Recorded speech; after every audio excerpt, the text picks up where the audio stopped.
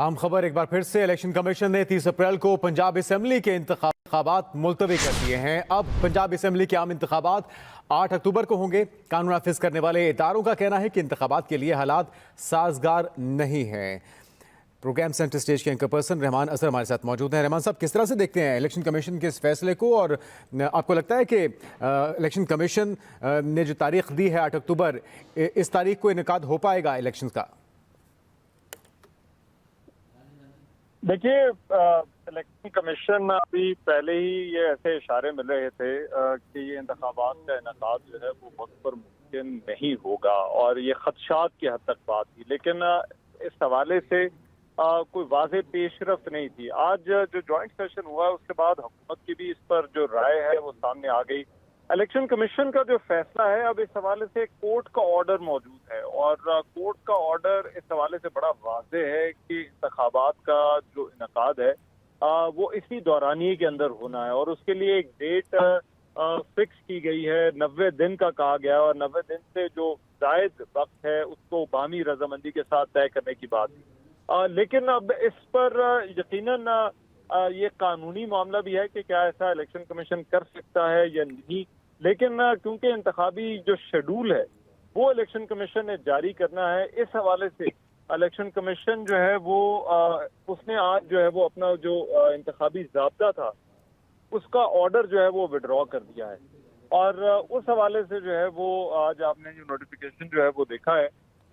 मगर अब इस पर देखना होगा कि ये मामला जब अदालत के सामने जाएगा तो फिर उस वक्त जो है वो उसके बाद आगे क्या होता है, क्योंकि ऐसा लग रहा है कि अभी इलेक्शन कमीशन ने तो फैसला कर लिया है कि वो इंतखाबात अभी नहीं करवा सकते, लेकिन इसके बाद ये मामला एक मरतबा फिर से अदालत के सामने जाएगा। अदालत इस हवाले से फैसला करेगी कि क्या इलेक्शन कमीशन ऐसा कर सकता है या नहीं। इसमें बहुत सारी कानूनी पेचीदगियां जरूर होंगी। कानूनी पेचीदगियों का आपने तज़किरा किया, लेकिन पीटीआई जिस तरह से मुसलसल फौरी इंतखाबात के इनेकाद को यकीनी बनाने का मुतालबा कर रही है, इससे जो कशीदगी है सियासी और आइनी तौर पर उसमें मजीद इजाफा भी होते देख रहे हैं आप? यकीनन इंतखाबात ही वो वाहिद इशू है जिसको लेकर पाकिस्तान तहरीक इंसाफ सड़कों पर है। जब उनका एहतजाज भी जो है वो चल रहा है, वो खदशात का इजहार भी कर रहे हैं कि इंतखाबात का इनेकाद नहीं होगा, और उसके बाद वो इलेक्शन कमीशन और तमाम इदारों को भी एक ही सफ के अंदर हुकूमत के साथ खड़ा कर रहे हैं। तो यकीनन इससे सियासी कशीदगी में इजाफा होगा, और जो बात हो रही थी कि कहीं ना कहीं कोई ऑल पार्टीज कॉन्फ्रेंस हो सकती है, इस पर सियासी जमातें बैठ सकती हैं, वो भी इसी नुक्ते पर थी, और उसको भी तहरीक इंसाफ ने इसी नुक्ते के साथ जोड़ा था कि आप इंतखाबात की तारीख का ऐलान कर दें, तो उसके बाद हम आपसे बैठकर बाकी इश्यूज के ऊपर बात करने को तैयार हैं। लेकिन ऐसा नहीं हो रहा, और यकीनन ये फैसला अभी तक मुज़ाकरात के हवाले से कोई बात नहीं है। सियासी कशीदगी बहुत ज्यादा उसमें जो है वो इजाफा हो चुका है। तो इसके बाद अब आने वाले दिनों में पाकिस्तान तहरीक इंसाफ यकीनन वो एहतजाज भी करेगी, और ये उनका बुनियादी इशू है। अब देखिए, ये मामला एहतजाज की हद तक तो है, सियासत दोनों तरफ से चल रही है, सियासी बयानिए भी इसके आसपास जो है वो घूमते रहेंगे, लेकिन बुनियादी तौर पर जैसे मैंने कहा कि ये मामला जो है वो अदालत को ही सेटल करना है, और इस हवाले से अगर इंतखाबात का इल्तवा होना है तो उसके लिए अदालत से मोहर की जरूरत होगी। वो अदालत से जो मोहर है वो किस तरह से आती है, ये अहम बात होगी, और यही देखने वाला होगा कि आने वाले दिनों में ये कानूनी लड़ाई क्या रुख इख्तियार करती है। क्या कोर्ट इस चीज की इजाजत देगी या नहीं कि इंतखाबात का इल्तवा हो सकता है। क्या इंतखाबी शेड्यूल के हवाले से इलेक्शन कमीशन ने जो फैसला किया है, क्या वो फैसला दुरुस्त है या नहीं। तो ये तमाम के तमाम सवाल जुनैद, ऐसा लग रहा है कि एक मरतबा फिर से अदालत में जाएंगे, और अदालत ही इस हवाले से फैसला करेगी। लेकिन बात तौर पर जो एक माहौल बना हुआ था इंतखाबात के हवाले से कि इंतखाबी शेड्यूल जारी हो रहा था, कागजात की जांच पड़ताल हो रही थी, वो तमाम का तमाम अमल अभी कुछ दिनों के लिए जरूर रुक जाएगा, और ये 30 अप्रैल वाली तारीख है, ये एक मरतबा फिर से मुतनाज़िर होगी। ठीक है, हमें ज्वाइन किया ब्यूरो चीफ इस्लामाबाद आमिर इलियास राना ने भी। आमिर साहब, आप किस तरह से देखते हैं इस फैसले को? एक तो आईनी बहरान का खदशा भी आप समझते हैं कि पैदा हो सकता है, दूसरा सियासी कशीदगी में किस कदर इजाफा हो सकता है? देखिए, सियासी कशीदगी में तो इजाफा होना ही होना है, और आईनी बहरान होना है या नहीं होना, ये सुप्रीम कोर्ट बैठी हुई है इस काम के लिए, और उसमें बहुत सारे फैसले जाहिर है सुप्रीम कोर्ट की तरफ से हम तवक्को कर सकते हैं कि शायद वो मोटर नोटिस का आज रात ही कोई अनाउंस हो जाए कि सुबह वो इलेक्शन कमीशन, विभाग की हुकूमत सबको बुला सकती है, और बुलाना भी चाहिए, क्योंकि जाहिर है कि उनके कहने पे ही सदर मुमलिकत ने, इलेक्शन कमीशन ने मुशावरत करके ये 30 अप्रैल की डेट की थी। लेकिन मैं वो शायद बहुत कम लोगों में से होऊंगा जो पहले दिन से, जब असम्बली पंजाब की तोड़ी गई थी और इलेक्शन कमीशन ने केपी की असम्बली टूटने के बाद दोनों हुकूमतों के, निगरान हुकूमतों के चीफ सेक्रेटरी आईडी को बुलाया था, डीजी मिलिट्री ऑपरेशंस को बुलवाया था, इंटीरियर सेक्रेटरी को बुलाया था, और उन्होंने कहा था कि न पैसे हैं न फंड्स हैं, और लाहौर हाई कोर्ट ने कहा था कि हमारे पास रिटर्निंग अफसर नहीं है कि हम इलेक्शन कमीशन को दे सकें। और फिर मैंने कहा था कि ये इलेक्शन मुझे नजर नहीं आ रहे। फिर जब दोबारा 30 अप्रैल की डेट आई और फिर वही एक्सरसाइज हुई, इन्हीं सब लोगों को बुलाया गया और ये बात सामने आ गई थी। मैं तब से कह रहा था कि जमीनी हकायक ये कहते हैं कि ये इलेक्शन 30 अप्रैल को नहीं होंगे। बहुत सारे लोगों ने मुझसे पूछा, टीवी शोज में भी हम बात करते रहे, सियासतदानों से भी बातें होती रही, क्योंकि अगर आप पाकिस्तान के रियलिटी को समझें तो आप देखें कि इलेक्शन कराने के लिए पैसे भी चाहिए, लॉ एंड ऑर्डर संभालने के लिए फौजी सिपाही भी चाहिए हैं, आम सिपाही भी चाहिए हैं, और एतमाद के साथ के शफाफ इलेक्शन हो, जिसपे पीटीआई ने अब खत भी दोबारा लिखा chief justice Lahore high court को कि हमें रिटर्निंग अफसर अदलिया से चाहिए, हम इन सिविल अफसरों पे एतमाद नहीं करते। अब आप देख लें कि 2013 के इलेक्शन जब हुए तो उस वक्त आसिफ अली जरदारी, इमरान खान, इन सब ने कहा कि ये रिटर्निंग अफसर के थे कि इफ्तिखार चौधरी साहब पे इल्जाम लगाया गया कि उन्होंने और एक और रिटायर्ड जज ने मिल के ये काम सारा था। अच्छा, इल्जाम चलते रहे, अदलिया पीछे हट गई कि हम नहीं कराते। अब जब एक्सरसाइज हो रही थी तो ये बात बिल्कुल वाजे हो गई थी कि सुप्रीम कोर्ट के फैसले के बावजूद जब आपके पास पैसे नहीं है तो इलेक्शन कमीशन ने क्या, और उनके 4 मेंबर्स ने और चीफ इलेक्शन कमिश्नर ने मिलके क्या खुद से बैलेट पेपर बनाने हैं, खुद से बैलेट बॉक्स बनाने हैं, खुद से पैसों के बगैर इलेक्शन कराने नहीं मुमकिन हो सकता। और फिर ये सुप्रीम कोर्ट को ही जानी है रिपोर्ट, वो चली जाएगी, ज़ाहिर है खाता इलेक्शन कमीशन ने। लेकिन जिन सारे मसाइल का आप तस्करा कर रहे हैं राना साहब, इस चीज की श्योरिटी कौन दे सकता है? कोई इदारा, कोई सियासी जमात दे सकती है कि 8 अक्टूबर को ये सारे मसाइल दरपेश नहीं होंगे और ये इलेक्शन तब हो पाएंगे? बिल्कुल, ये भी वो जिंदा हकीकत है जो हमें समझनी चाहिए कि अब सबको ही बैठना होगा। आप नहीं बैठेंगे, आपको 2023 में इलेक्शन नहीं मिलेंगे। सबको बैठना होगा कि फेयर एंड फ्री इलेक्शन कराने के लिए वो कौन सी मुत्तफिका तारीख हो सकती है, उस पर सुप्रीम कोर्ट का फैसला तो हर सूरत में आना है कि सुप्रीम कोर्ट क्या इजाजत देती भी है या नहीं देती। अगर इजाजत दे देती है तो देखें, सुप्रीम कोर्ट ने एक फैसला पंजाब के बल्दियाती इदारों के लिए दिया था कि वो बहाल कर दिए गए हैं। इमरान खान साहब की बुज़दार साहब के वजीर आला थे, इन्होंने 7 महीने तक बहाल नहीं किए, सुप्रीम कोर्ट ने उस पर तौहीन अदालत भी नहीं लगाई, और वो इदारे अपनी मुद्दत पूरी करके बहाली के बावजूद सुप्रीम कोर्ट के वो सारे नून लीग के जो नाज़मीन थे, चेयरमैन थे, वो सुप्रीम कोर्ट का दरवाजा खटखटाते रहे और उसके ऊपर फिर कोई नोटिस नहीं हुआ था। फैसला हो गया था कि बहाल कर दिए गए, बस कुछ नहीं हुआ। तो सुप्रीम कोर्ट ने अब भी फैसला दिया है, chief election commissioner, election commission ने मिलकर तमाम इंतजामात करने की हद्दुल मकदूर कोशिश की, लोगों की ट्रेनिंग शुरू करा दी। वो कौन सा काम है जो इलेक्शन कमीशन के ऊपर ये आए कि एक दिन भी उन्होंने डिले किया। पॉलिटिकली गवर्नर्स बिल्कुल वही गेम खेल रहे थे जो उमर सरफराज चीमा पंजाब में खेल रहे थे। जब हमजा शहबाज शरीफ वहां पंजाब के वजीर आला बने तो उनकी कोई बात नहीं मानते थे। अब गवर्नर्स को चूंकि इस्तिस्ना हासिल होता है और सदर को कि उनके जो भी एक्शन वो जाती हो या सरकारी दफ्तर के हों, उनके ऊपर कोई कानून लागू नहीं होगा जब तक वो उस ऑफिस में मौजूद है। ये आप देख लीजिएगा आने वाले दिनों में भी, जब जिस गवर्नर ने ये बात कह दी थी कि मैं डेट नहीं देता, तो उसके लिए सदर मुमलिकत से कह दिया गया, फिर दूसरे के लिए कह दिया गया, उनकी तारीख दी 28 मई की, और उसके बाद उन्होंने कहा मैं नहीं दे सकता क्योंकि मुझे लोगों की जान प्यारी है। तो हम और आप देखेंगे कि जब तक तमाम सियासी जमातें, तमाम इदारे बैठ के यकसुई से फैसला नहीं करेंगे, मुझे इलेक्शन नजर नहीं। सबको मिल बैठकर फैसला करना होगा।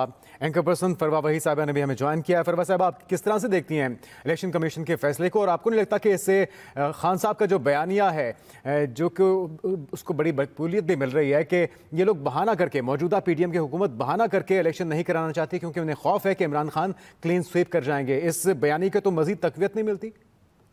देखें, इमरान खान साहब का बयानिया आज मुझे कहना पड़ेगा कि जीत गया है, और मौजूदा पीडीएम का जो बयानिया है वो खुल के सामने आ गया है, क्योंकि एक पूरे अरसे से कोशिश और काविश की जा रही थी किसी ना किसी तरीके से ये जो इलेक्शंस हैं इनको डिले किया जाए, आगे किया जाए, और फिर उसके कॉन्टेक्स्ट में जिस तरीके से आज हमारे वजीर दाखिला साहब ने जो स्पीच की, उससे बड़ा वाज़ेह साबित हो रहा था कि अदालतों से बड़े नाखुश हैं पीटीएम वाले और उनके फैसलों से बड़े नाखुश हैं। तो चले, ये तो एक बात सामने आ गई कि हर जमात ने अपना एक कोना चुना हुआ है।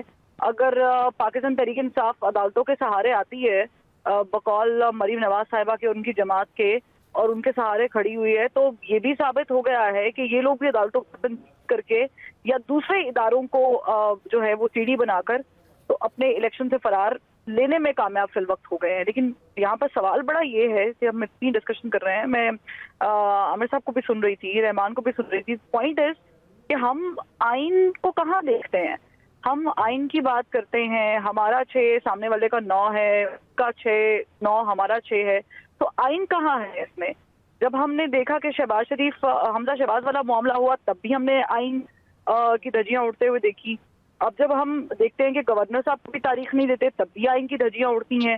फिर उसके बाद ये मामला कोर्ट में जाता है, तो कोर्ट उनको इतना फैसिलिटेट कर देता है कि भाई आप जो है वो इलेक्शन करा दें, बेशक पंजाब में आप इलेक्शन आगे करा दें।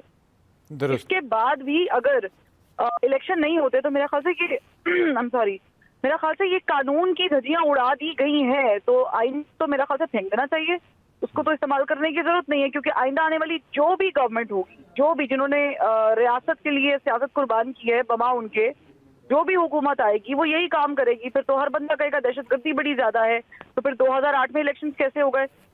IMF आ नहीं रहा, हम फाइनेंशियली क्राइसिस में जा रहे हैं। तो अगर आप फाइनेंशियल क्राइसिस में जा रहे हैं, तो फिर जब आप कंटेनर्स लगाते हैं, जब आप पुलिस वालों को खाना खिलाने के लिए 2 करोड़ से ऊपर पर डे खर्च करते हैं, तब तो आपको खजाना याद नहीं आता। अब आपको हर चीज याद आ गई। अब आपको लगता है कि पाकिस्तान बड़ी सजल कंडीशन में है, अब पाकिस्तान में इलेक्शन हो नहीं सकते।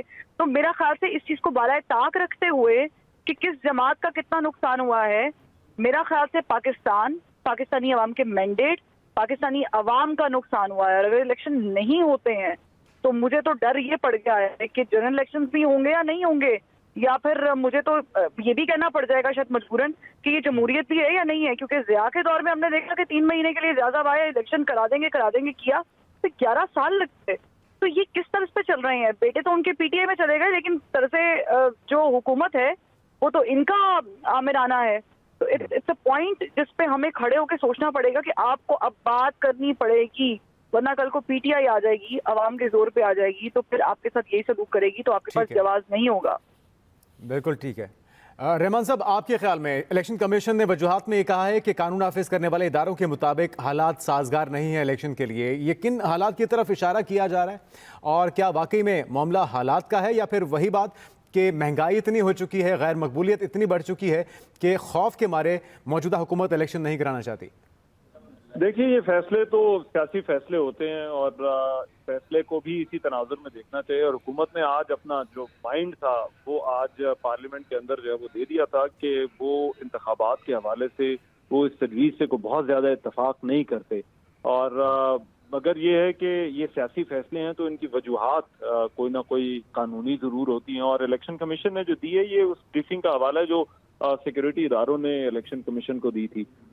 लेकिन अब इसके ऊपर जो कोर्ट का ऑर्डर है, मेरा ख्याल है वो इस पर सबसे इम्पोर्टेंट चीज़ है, क्योंकि तारीख वाला मामला जो था वो पहले भी लटका हुआ था, और उसके बाद जो है वो कोर्ट का एक ऑर्डर आया, और वो 3-2 का जो है वो फैसला था, और जिसकी हुकूमत ने एक और इंटरप्रिटेशन जो है वो की थी। हुकूमत को लग रहा था कि ये जो है वो 4-3 का जो है वो फैसला है। तो मेरा ख्याल है एक मरतबा फिर से ये जो मामला है वो अदालत के सामने जाएगा, और इस पर हो सकता है कि एक बड़ा बेंच बने। देखिए, इसमें जो तारीख का फैसला है वो गवर्नर ने करना है, और कोर्ट इस आईनी नुक्ते से जो है वो मुत्तफिक थी, और जो 90 डे की लिमिट क्रॉस हुई थी उसके ऊपर कोर्ट ने कहा था कि आप चलें बाहमी मशावरत से जो है वो रजामंदी के साथ जो है वो कोई फैसला कर दे।